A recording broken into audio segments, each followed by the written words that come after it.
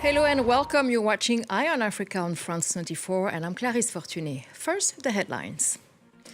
Death sentence for 37 Congolese and foreign nationals. They were found guilty of terrorism after an attempt to overthrow the president of the DRC. WHO prequalifies the first vaccine against Mpox, a move that should accelerate access in the context of the current outbreaks in Africa. And what protection do you get if you're unemployed or if you're a mother with a newborn? Not much on the continent, according to the latest International Labour Organization's report. A military court in Congo has handed down death sentences to 37 people. The defendants, Congolese as well as foreign nationals, were convicted of taking part in a coup attempt with charges that included terrorism, murder and criminal association. Their lawyers say they will appeal. Emmett Livingston has been following the trial from Kinshasa.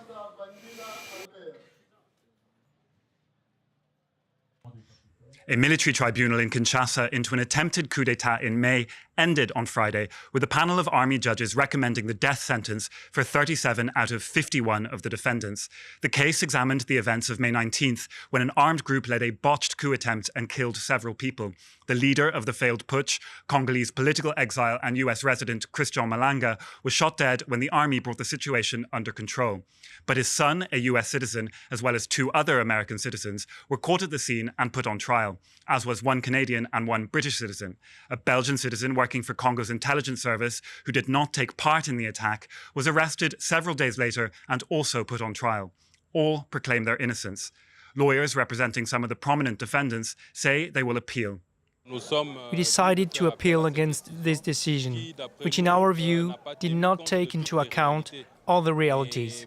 We will therefore be appealing in the hope that we will be able to demonstrate to the appeal court that this was a shameful decision, tainted by a great deal of bad faith of the part of the members of the tribunal. During the trial, several of the defendants said that they had been tortured in military detention immediately after being caught.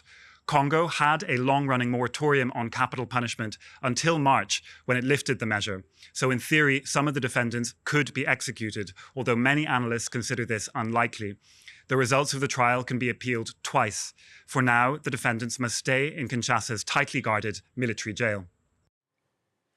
South Africa's president has signed a contentious education legislation into law. What is called the Basic Education Laws Amendment Law is now threatening his coalition government.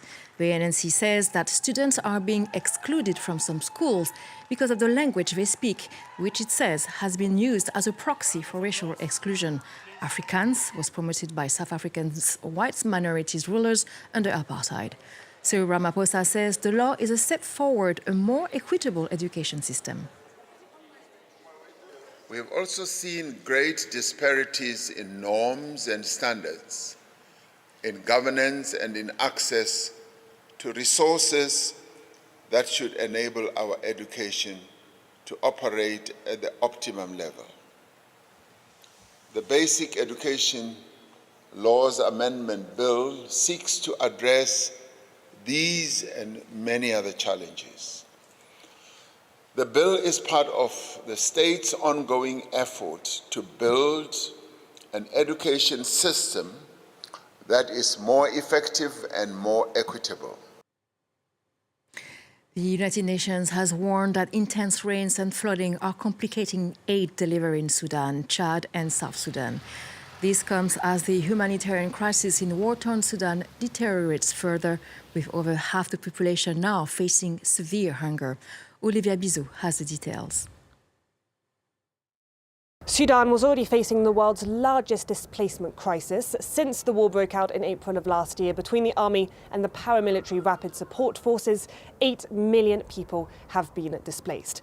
And now the floods are causing even more displacement. In Al-Fashir, which is in the western part of the country, it's the capital of North Darfur, many people were already facing famine. Now, 124,000 people in the area are being affected by the floods. The heavy rains are also causing stagnant water, which in turn is facilitating the spread of diseases. Since the beginning of August, at least 3,000 cases of cholera have been reported. Now, a big challenge is humanitarian access. Both sides have been accused of blocking humanitarian aid from entering the country.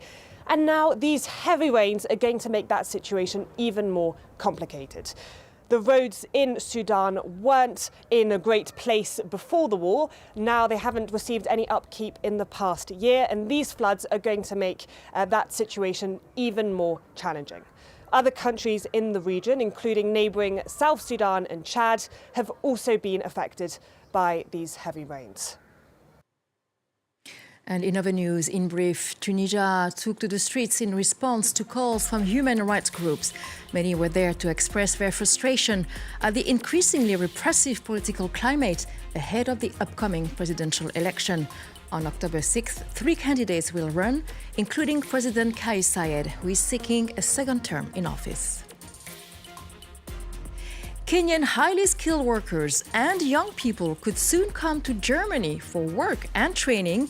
Germany and Kenya struck a labor and migration deal to help Germany as it struggles with an aging pool of workers. The agreement will also streamline the repatriation of illegal immigrants, an opportunity for both countries, said Kenyan President William Ruto. And the body of Ugandan Olympic athlete Rebecca Cheptegei has finally returned to her family, while dozens of activists marched to the hospital's morgue in the western city of Eldoret while chanting anti-femicide slogans. Cheptegei died after being set on fire by her partner. She had just competed in a women's marathon at the Paris Olympics, less than a month before the attack. Cheptegei's body will then be taken to Buko in eastern Uganda for burial on Saturday. The World Health Organization has granted its first authorization for the use of a vaccine against Mpox in adults. The validation means donors like Vaccines Alliance, Gavi, and UNICEF can buy it, but suppliers are limited as they're only a single manufacturer. WHO has been heavily criticized for the slow approval, as the vaccine has been in use in the EU and the US since 2022, when the virus first broke out. Clémence Valère. It's an important step in the fight against Mpox. On Friday, the World Health Organization announced it gave vaccine producer Bavarian Nordic the green light to use its shots on adults. The prequalification approval is expected to facilitate timely and increased access to this vital product in communities with urgent need, to reduce transmission and help contain the outbreak. The pre-qualification means that international distributors such as Vaccines Alliance Gavi and UNICEF can buy and distribute it. African experts have estimated they might need around 10 million vaccines to stop the ongoing outbreaks on the continent, while donor countries have promised to provide around 6.3 million of them. So far, the Democratic Republic of Congo, the most affected country, has received only around 250,000 doses, with 2/3 of them coming from the European Union and 50,000 from the US. We are responding to the call from the African Union and the African CDC to come and provide the vaccines needed to contain the Mpox epidemic. We need vaccines that have proved their worth because they've already been used on a massive scale since 2022. More than 400,000 people have already been vaccinated in Europe and the United States. Officials at the Africa Center for Disease Control and Prevention said last month that nearly 70% of cases in the DRC were in children younger than 15, who also accounted for 85% of deaths.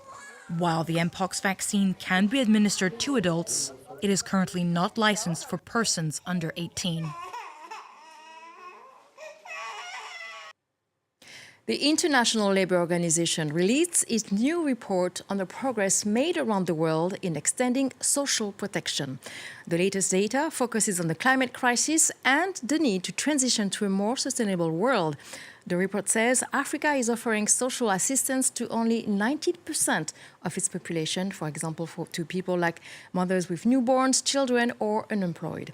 Mia Sepo is with the International Labour Organization, and she explained to us earlier how social protection systems play an important role in responding to climate crisis.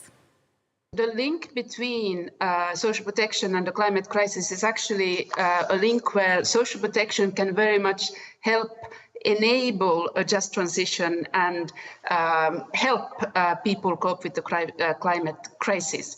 So you're looking at a situation where many of the aspects of social protection have actually become more urgent because of the climate impact. I think a very good example, and your previous story was on the Mpox outbreak. A good example is climate impact on health and the increased importance of sickness benefits, very much looking at sickness benefits as an instrument in public health and looking at it as part of a broader effort to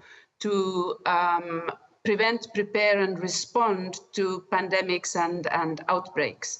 So I think whether you look at sickness benefits, whether you look at mothers and newborns, whether you look at unemployment and informality, there's so many links to managing climate risks that we're really making a strong case for drawing these linkages and helping countries think through how then they can use social protection to help cushion and enable a just transition.